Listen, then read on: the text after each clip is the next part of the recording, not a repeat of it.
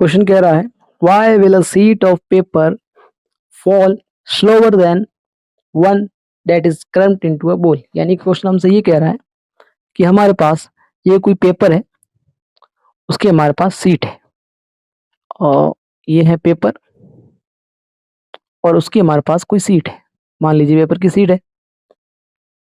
जब हम इस पेपर को क्रम्प्ड करते हैं, यानी कि इस पेपर को हम मोड़ देते हैं, तो ये पेपर सीट के मुकाबले तेज क्यों गिरता है?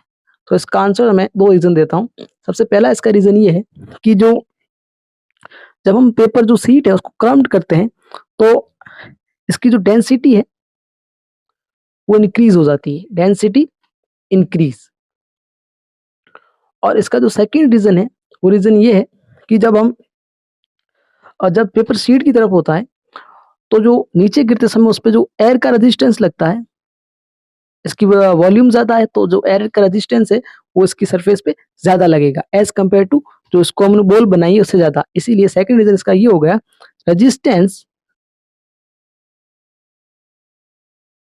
To its motion